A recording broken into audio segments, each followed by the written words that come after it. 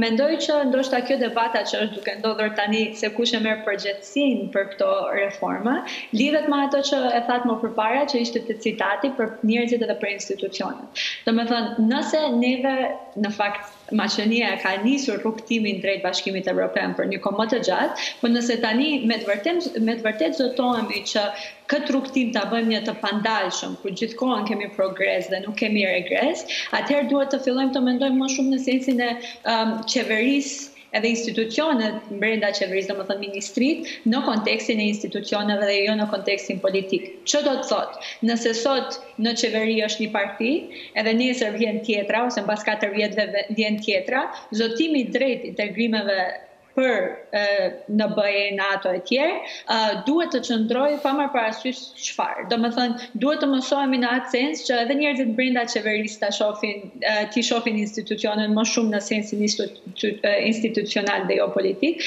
dhe e njëjta duhet ndodh nga jashtë. Domethënë, ti shohin pak më shumë në paravi, si them, institucionet dhe jo gjithmonë njerëzit që ju theqin ato.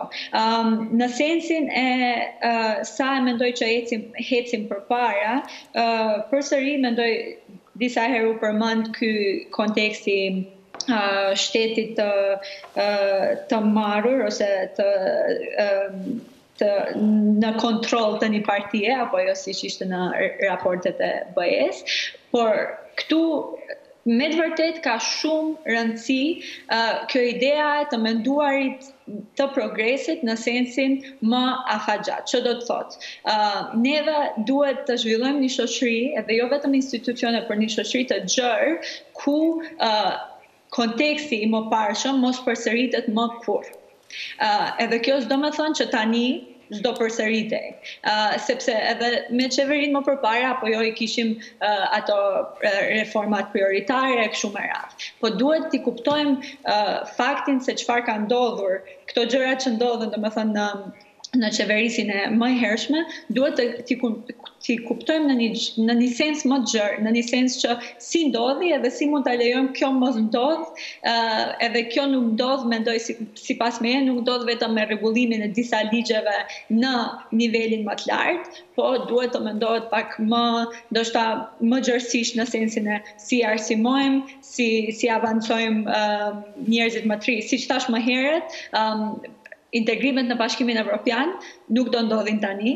Neve nuk do bëhemi pjesë e Bashkimit Evropian me njëherë, mund të marrë 10 vjet, mund të marrë 15 vjet.